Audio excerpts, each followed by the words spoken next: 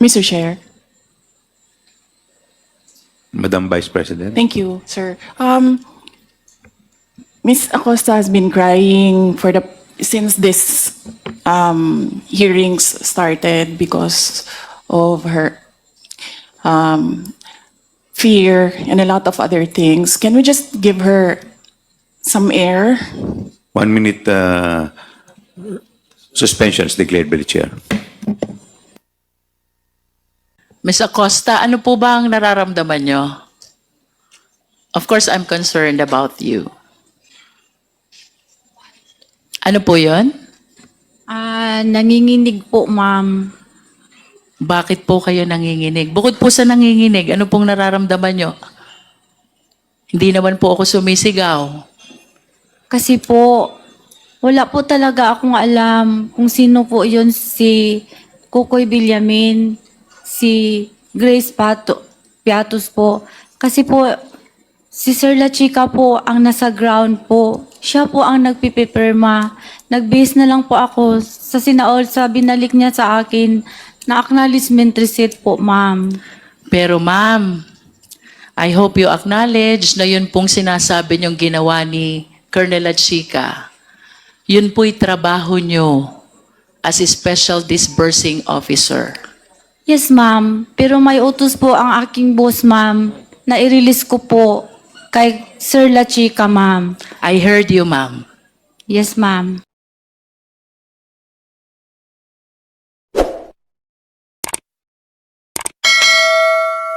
What is the purpose, Ms. Acosta, of the liquidation report?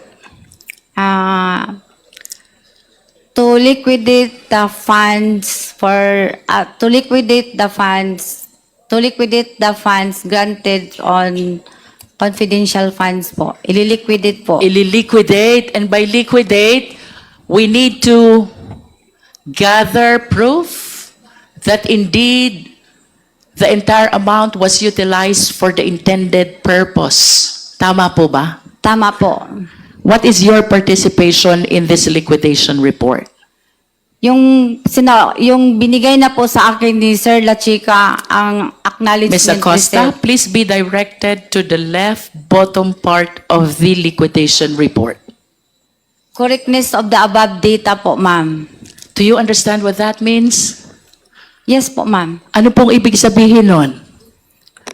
Na ang pondo po ay nagamit ng maayos sa pamagitan po ng pagkuha ng mga acknowledgement receipt po na galing po kay Sir La Chica. You mentioned about acknowledgement receipts. Pag-usapan po natin yan. As a special disbursing officer, part of your job is to certify the correctness of the above data, and that includes acknowledgement receipts that you mentioned. You agree? Yes, ma'am. Okay. Based on examination, Ms. Acosta, mayroong 700 na acknowledgement receipts. May signature, pero walang printed name. In other words, we could not hold anyone accountable for the given amounts.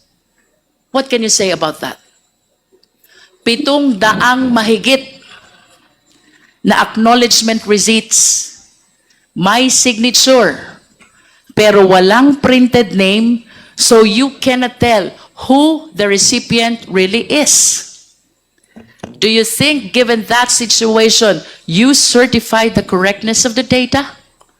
Kasi Yes or no? Yes, ma'am. And do you believe that that is correct? Hindi Yes. mo alam kung sino ang recipient? Kasi yan po ang binigay sa akin ni Sir La Chica, ma'am. Again, please be directed by the certification at the bottom right of this document. Gina Acosta, certifying to the correctness of the above data, and that data includes the acknowledgement receipts. How did you certify correct the 700 plus acknowledgement receipts which bear unreadable signatures and does not bear the printed name of the recipients? Tama po ba yon? Sa paningin ko, ma'am, ang maka-answer po ng maayos ay si Sir La Chica po, ma'am. Sa paningin niyo po bilang Special Disbursing Officer, tama po ba na ang acknowledgement receipt ay wala kang pagkitaan ng pangalan? Tama po ba yun? Kasi po ang alam ko Please po, answer the question, Ms. Acosta. I believe that the question is answerable by yes or no only. Kayo po ang Special Disbursing Officer and you said from this liquidation report, I'm certifying to the correctness of the above data, 700 plus acknowledgement receipts with signature, unreadable, and without printed name. Tama po ba na i-certify na tama yung 700 mahigit na acknowledgement receipts na yon? Tama po o mali? tama po, ma'am. Tama? Yes po, ma'am. Kahit wala pong pangalan? Kasi po, ang makasagot po niyan ng maayos, ma'am, pwede po si Sir La Chica. Okay, let's do this by way of hypothetical question. Kayo po ang accountable disbursing officer. Ibig sabihin, kayo po ang may pananagutan sakaling mawala, may mangyaring hindi tama, dito po sa 125 million.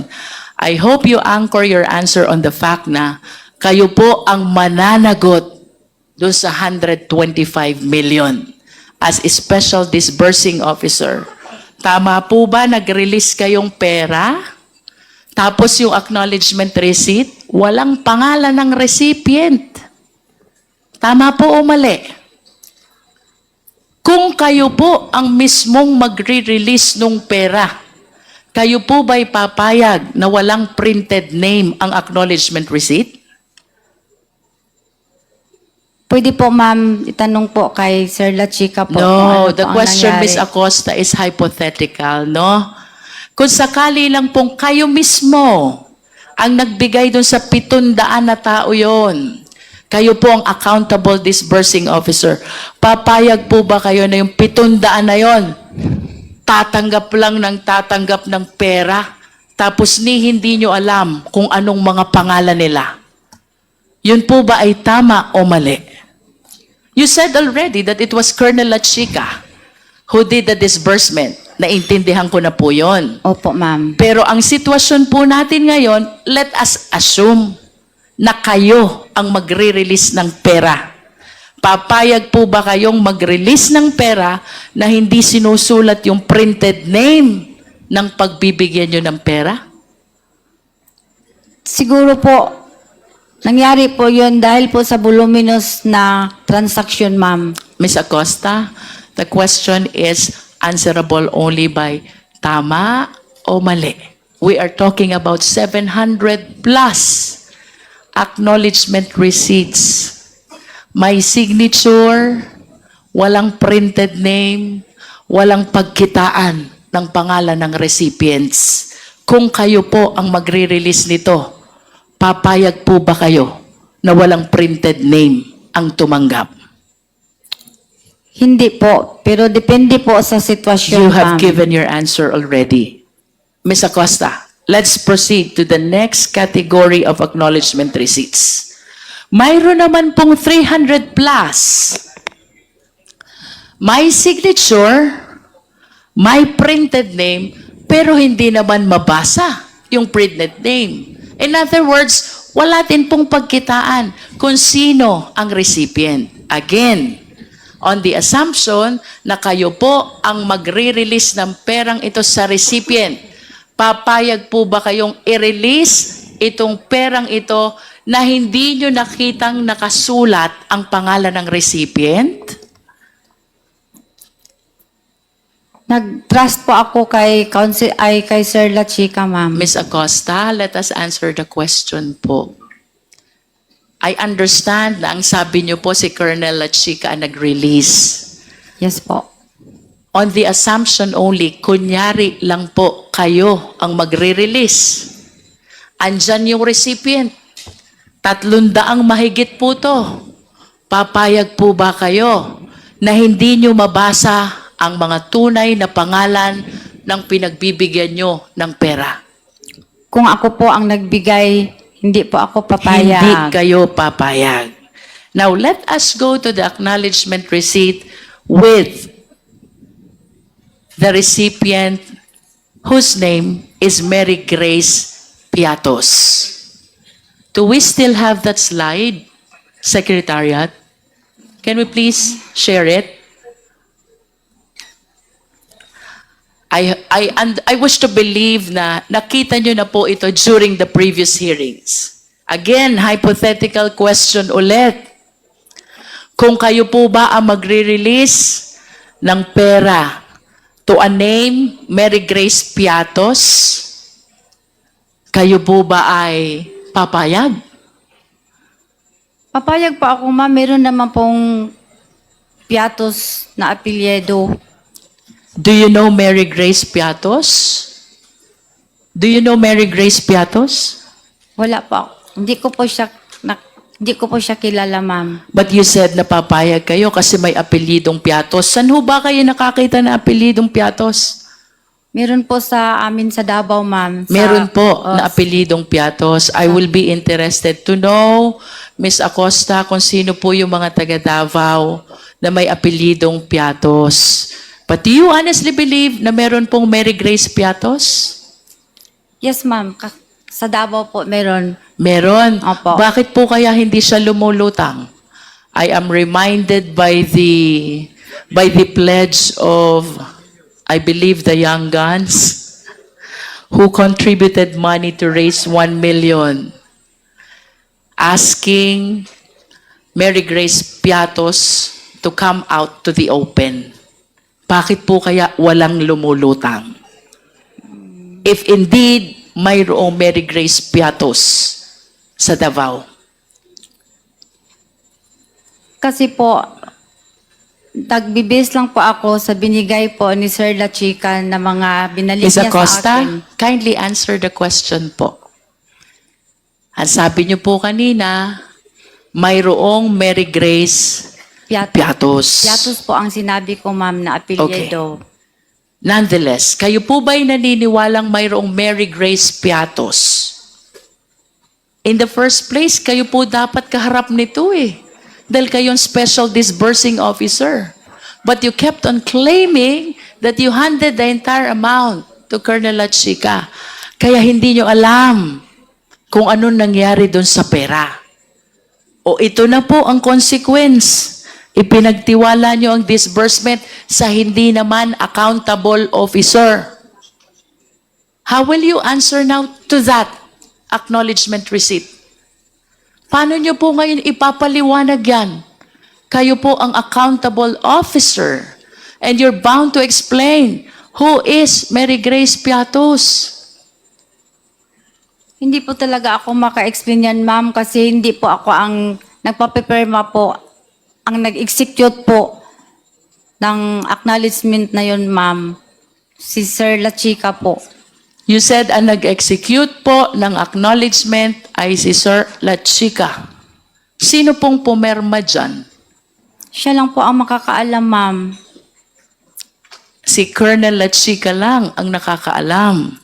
Yes po, kasi siya po ang nag-execute ng acknowledgement receipt po. Miss Acosta, ako po'y gusto ko pong maawa sa inyo kasi while you entrusted the entire amount of 125 million to Colonel La Chica, who is not an accountable officer at all, I hope you realize, kayo po ang mananagot sa buong 125 million.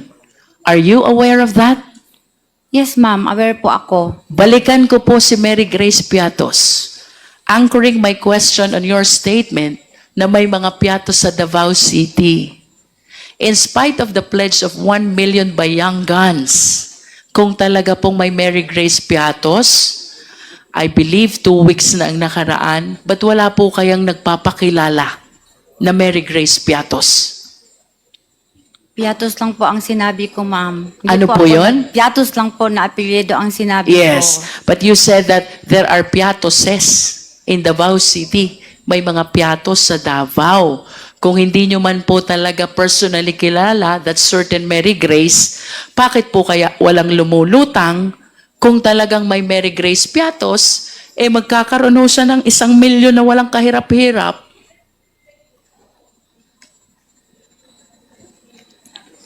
Would you agree with me if I would say? The reason kung bakit walang lumulutang ay dahil wala naman talagang Mary Grace Piatos. Tama po ba? Di po ako maka-say ng yes or no, ma'am, kasi si Sir La Chica po ang nag-execute po, ang nagpapapirma po ng acknowledgement Ms. Acosta, I'm not asking you about the personality of Mary Grace Piatos. This is a hypothetical question again. Having stated na may mga Piatos sa Davao and considering na nag-pledge ng Youngans ng 1 million, tatanggapin ni Mary Grace Piatos. The only condition is magpakilala siya. Ako si Mary Grace Piatos. Tama po bang sabihin na kaya walang lumulutang na Mary Grace Piatos ay dahil ang totoo, wala naman talagang Mary Grace Piatos? Tama po o mali? Yun po ang answer Tama ko, po ma'am. o mali, Miss Acosta? Siguro, tama po yun, ma'am. Okay. Now let's proceed to that acknowledgement receipt with the name Kokoy Villamin.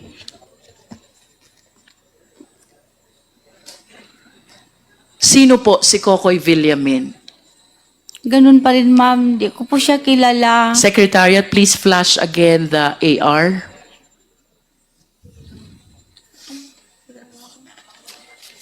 Natanggap po lang galing kay ano.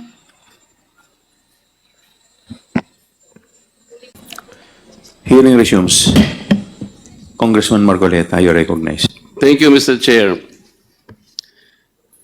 I know that our rules of procedure in aid of legislation includes suppletorily the use of the rules of court. Under the rules of court, Your Honor, which are the rules being used in the courts of law, hypothetical questions are not allowed to be asked.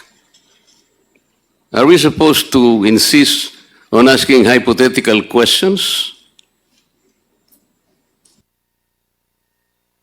Could you please be specific, Congressman Marcoleta? It's very specific, Mr. Chair.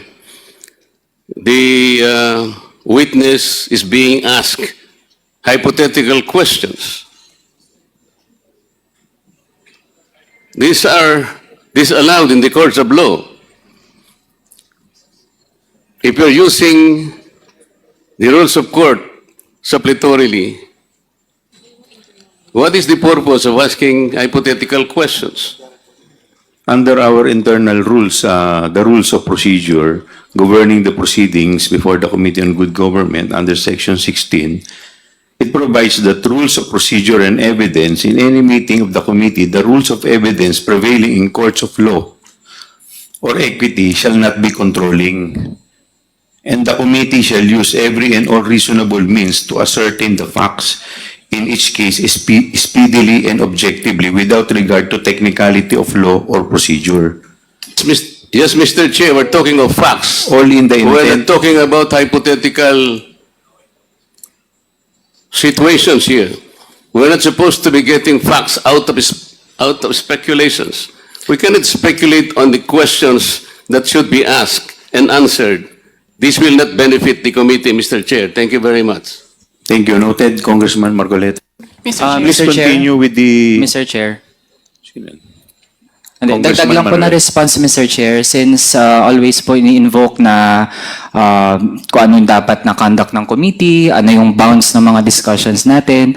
Mr. Chair, again, ang ginagawa po natin ay in aid of legislation at hindi po tayo makakagawa ng mga batas, hindi natin maaral yung pwedeng maging mga batas kung hindi natin pag-uusapan yung mga posibleng scenarios kahit hindi pa nangyayari, Mr. Chair. We can't have good laws kung hindi natin pag-uusapan paano yan pwedeng ipatupad, paano yan pwedeng maabuso, which means yung nagiging line of questioning na ating colleagues are essential to the conduct of our proceedings sa komite. Yun lang, Mr. Chair. Thank you. Mr. Chair, this is the problem of non-lawyers. They insist on something that should not be done. Noted, Thank you. Congressman Marcoleta. Mr. Chair. Mr. Chair. Yes, Madam Vice President. Can I answer as head of agency of the Ano Office po, of the Madam? Vice President? Can I answer as head of agency of the Office of the Vice President as well? With respect to the... to the comment manifestation of Congressman Marcoleta, sir. No, you are not allowed. Please continue, Congresswoman Luisto. Ms. Acosta, ano po ba ang nararamdaman nyo? Of course, I'm concerned about you. Ano po yon? Nanginginig po, ma'am. Bakit po kayo nanginginig? Bukod po sa nanginginig, ano pong nararamdaman nyo? Hindi naman po ako sumisigaw. Kasi po, wala po talaga akong alam kung sino po yun, si Kukoy Villamin, si Grace Piatos po.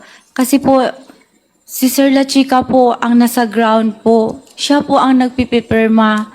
Nag-base na lang po ako sa sinaol sa binalik niya sa akin na acknowledgement receipt po, ma'am. Pero ma'am, I hope you acknowledge na yun pong sinasabi niyong ginawa ni Colonel La Chica. Yun po'y trabaho niyo as a special disbursing officer. Yes, ma'am. Pero may utos po ang aking boss, ma'am, na i-release ko po kay Sir La Chica, ma'am. I heard you, ma'am. Yes, ma'am. We will just proceed with the question. Tell me pag hindi nyo na po kaya, I will stop. Ano po? You just answer from what you believe is true to yourself. Yes, ma'am. Punta po tayo kay Kokoy Villamin. Do you know this person? Wala po talaga akong alam, ma'am. Wala po kayong alam. Yes po, ma'am. Surname Villamin. May kilala po ba kay sa Davao na Villamin? Wala po akong alam, ma'am. Wala po akong kilala, ma'am. Okay. So you cannot answer with respect to the identity of this Kokoy Villamin. Mr. Chair, Ms. Acosta, do you confirm that the 125 million for the last quarter of 2022 was utilized from December 21 to December 31 as stated in the records? Yes, ma'am. Based po sa binigay sa akin ni Sir La Chica Okay. na accomplishment report at saka acknowledgement receipt po. Ms. Acosta, this is 125 million spent in, I believe 10 days nga po ito eh. Hindi 11 days kasi under the law, when we count, we exclude the first, we include the last. So if we count from December 21 to December 31, this will be equivalent to 10 days. Tanggalin po natin yung sinasabi ni Chairman Acop na holiday, 3 days, in other words, 7 araw na lang po. Can you please enlighten us? Paano po kaya naubos, naibayad, na-disburse ni Colonel La Chica yung buong amount ng 125 million in 7 days?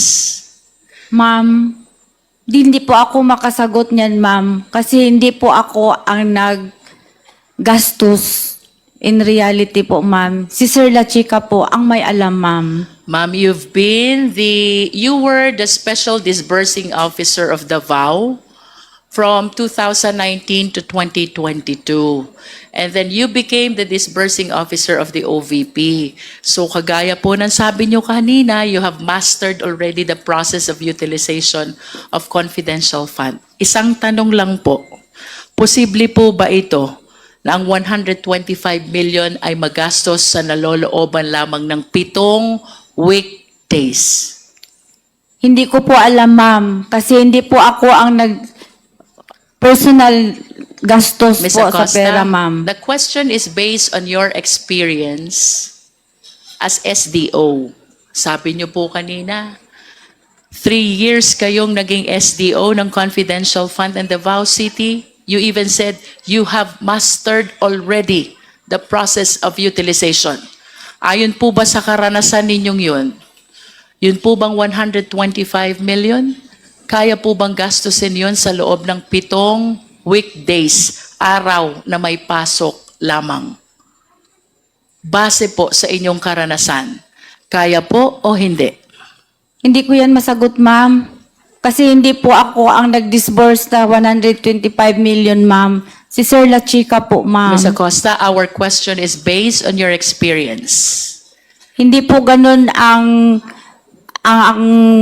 confidential fund sa Davao, ma'am. Hindi po ganun kalaki, ma'am. In other words, ayon po sa inyong karanasan bilang confidential fund ng Davao 2019 to 2022, hindi kaya gastusin ang 125 million in 7 days. Tama po ba? Hindi po ako makasabing tama, ma'am, kasi hindi po ganyan ang confidential fund sa Davao, ma'am. Ma'am, the question is based on your experience.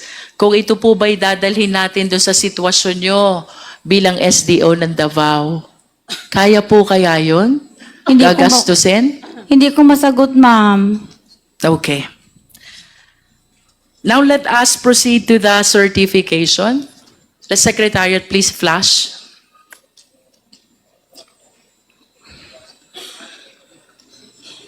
May we know, Ms. Acosta prepared the certification.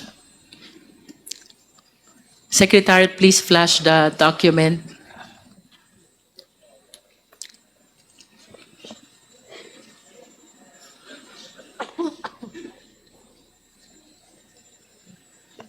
May we know who prepared this certification, Ms. Acosta?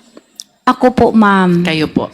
You confirm the authorship of the signature above the name Gina F. Acosta sa inyo pong perma ito? Yes po, ma'am. Yes, and the document says, on the first paragraph, we certify that the amount of 125 million was incurred in connection with safe implementation of OVP initiatives and confidence building. Ms. Acosta, ano po ba yung confidence building?